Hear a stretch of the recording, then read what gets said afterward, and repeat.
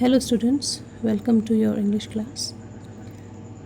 Last video we end up with our first oral comprehension check. Answers of these questions you have to find out by your own and write them in your notebook. Today I'll start with this paragraph. Now see what happens in the story. But in the hearts of all who lived in that solitary house in the middle of the valley, there was a single hope, help from God. What the writer writes here? Hearts of all who lived in that solitary house. Solitary here means alone. In the middle of the valley. It means the house was the only one in the entire middle of the valley.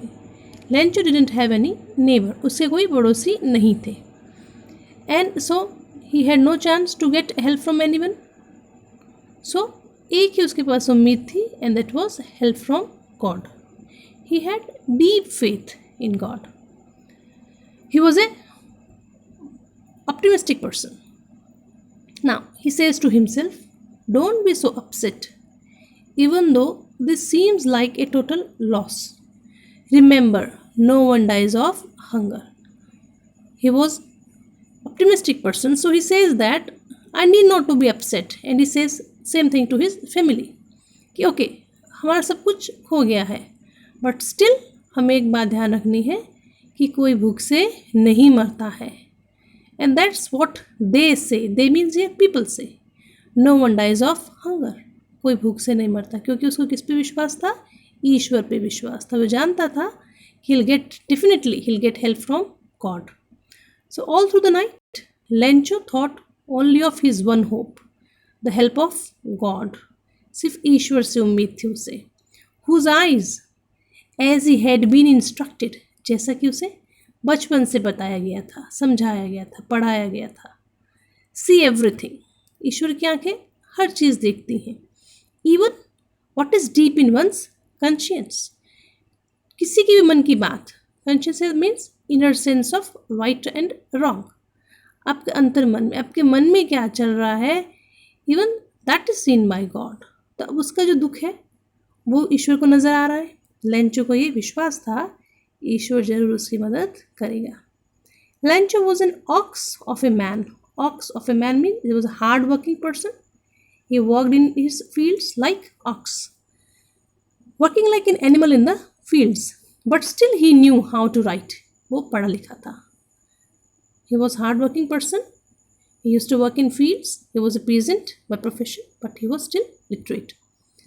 The following Sunday, the next Sunday, at daybreak, early morning, दिन होते ही, he began to write a letter which he himself would carry to town and place in the mail. It was nothing less than a letter to God. It means he wrote a letter to God. He wrote. Now, what was written in his letter? If you don't help me, my family and I'll go hungry this year. I need 100 peso. Peso, currency of several Latin American countries. इस currency को वहाँ pesos कहा जाता है. So he demanded 100 pesos from God in order to sow my field again and to live until the crop comes, because the hailstorm dash dash and dash. And he might have written all what happened last night in his letter. So he says कि अगर आपने मुझे help नहीं की तो मैं और मेरा फैमिली इस साल भूखे रह जाएंगे, हम अपनी नीड्स फुलफिल नहीं कर पाएंगे, इसलिए मुझे 100 पेसोस चाहिए और उसके साथ मुझे अपने फील्ड्स फिर से सो करने हैं, फिर से मुझे अपने खेतों में बीज डालना है. You can see that he was a hard working person. वो जान रहा था कि फिर से मेहनत करेगा and definitely he'll get good result this time.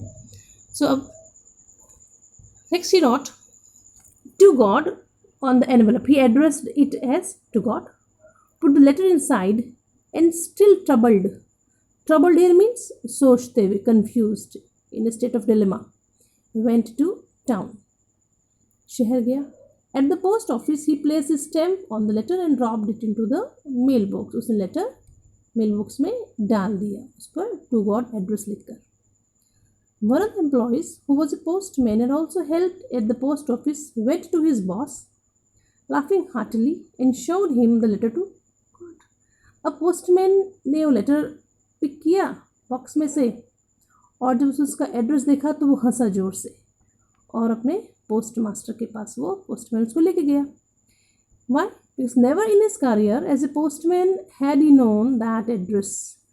Because आज तक कभी उसने एक ऐसा लेटर नहीं देखा था जिसमें कि एड्रेस किसका हो, गॉड का हो। The post master, A fat amiable fellow, also broke into laughing. Postmaster कैसा था, एक मोटा सा, amiable, amiable means friendly and pleasant by nature, अच्छा एकदम खुश मिजाज person. Also broke out laughing, वो भी हंसने लगा, but almost immediately he turned serious and tapping the later on his desk commented, वो हंसा लेकिन तभी एकदम सीरियस हो गया और उसने उस लेटर को टैप, टैप मीन्स थपथपाना, it's onomatopoeic word, sound showing word है ये। उसने कमेंट किया, what faith, the person has great faith, what faith with exclamation mark, अगर हम इसको एसर्टिव बनाएंगे it means the person has great faith, उसको बहुत ज़बरदस्त विश्वास है, कितना बड़ा विश्वास है उसको ईश्वर पे। I wish I had the faith of the man who wrote this letter, कि काश मैं भी ईश्वर पे इतना विश्वास रख पाता जितना कि पर्सन ने लिखा है, जो कि जिसने कि लेटर सेंड किया है। Starting up a correspondence with God, इस पर्सन ने ईश्वर के साथ कॉरस्पॉन्डेंस शुरू किया। Correspondence means when you exchange letters, that is called as correspondence, लेना देना लेटर का किसी के साथ, that is called as correspondence. It means the person had great faith really. So in order not to shake the writer's faith in God, the postmaster came up with an idea. As we know that he was an amiable person, he was a good person, kind-hearted person. So एक दिमाग में उसके विचार आया कि मुझे इस person के फेथ को, ईश्वर पर जो इतना विश्वास रखा है इसने, उसको मुझे कायम रखने में इसकी हेल्प करनी चाहिए। आंसर द लेटर, मैं इस लेटर का आंसर दूंगा। But when he opened it, it was evident that to answer it he needed something more than goodwill, ink and paper. कि आंसर तो दूंगा, लेकिन लेटर जब उसने पढ़ा तो it was evident, evident means quite clear to him, उसको पता चला, चीज़ समझ में आई कि सिर्फ आंसर ही नहीं, उसके अलावा भी उसे किसी चीज़ की ज़रूरत है। But stuck to his resolution, resolution means decision, जो उसने सोचा, उसने कहा कि ठीक है, अगर मैंने सोचा है कि मैं इसका जवाब दूंगा तो डेफिनेटली मैं इसकी हेल्प करूँगा। He asked for money from his employees, उसके ऑफिस में other workers were there, so he talked with them. He himself gave part of his salary, अपनी सैलरी का कुछ हिस्सा दिया।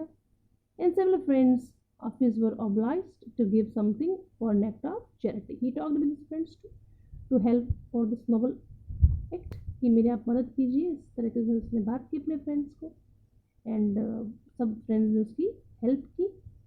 But it was impossible for him to gather together the 100 pesos, लेकिन 100 pesos was a good amount, उसके लिए इतना इकट्ठा करना पॉसिबल नहीं हो पाया। He was able to send the farmer only little more than half, little more than half means may be 60-70 like that, आधे से ज़्यादा उसने कलेक्ट किया। Put the money in an envelope address to Lencho, and with it a letter containing only a single word as a signature, God. Money put in the envelope, and with that money just a single word written, God. It means Lancho को समझ में आ जाना चाहिए कि the money is sent to him by God. Now some again, all comprehensions, some questions are for you to do. This is your exercise, answer them by your own. Next, the following Sunday Lancho came a bit earlier than usual to ask if there was a letter for him. अब Lancho आया पूछने के next Sunday. he was a simpleton, simple villager, सीधा साधा person था, तो पूछने है कि क्या मेरे लिए कोई लेटर है। now see his faith, कि उसको ये लग रहा था कि definitely God will reply him. So it was the postman himself who handed the letter to him, while the postmaster, experiencing the contentment of a man who has performed a good deed, looked on from his office. Postman Lancho को letter दिया कि yes this letter is for you, and postmaster अंदर से बैठा office में से झांक रहा था, and वो बहुत खुश था पोस्ट मास्टर कि I did a noble work, कि मैंने अच्छा काम किया। कंटेंटमेंट मीन सेटिस्फाइड, वो सेटिस्फाइड था कि he did a good deed. Good deed means ये गुड एक्ट, गुड वर्क, जिसने उसके हेल्प की।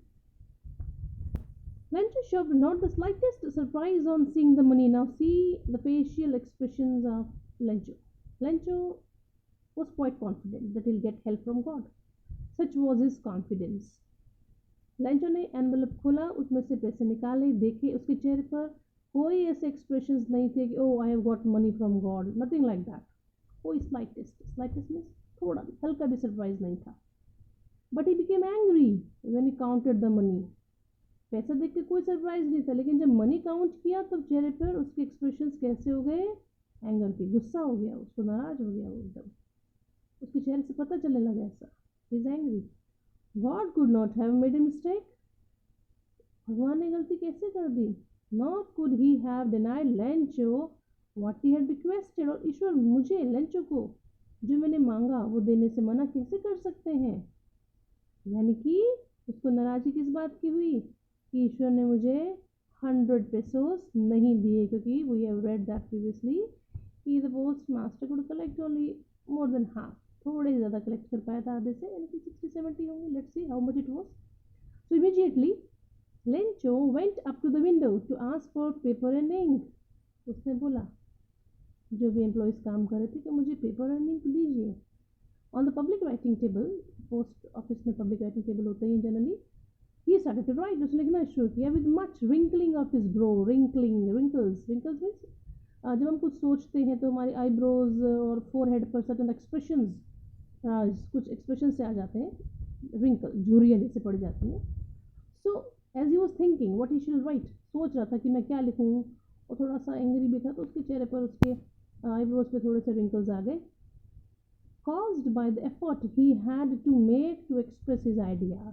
तो काफ़ी अपने आइडियाज़ एक्सप्रेस करने में words, he was trying to get the words, so लिखने लगा लेटर वो गॉड को। When he finished he went to the window to buy stamp which he licked means थूक से उसने उसको गीला किया, स्टैम्प लिया, and then affixed to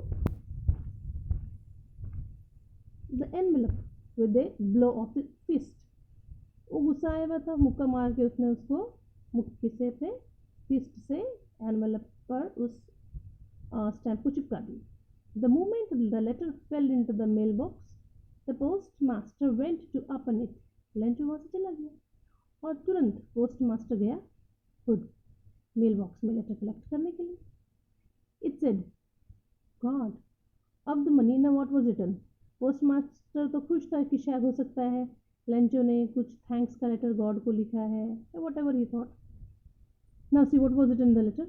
it said God of the money that I asked for only 70 pesos reached me.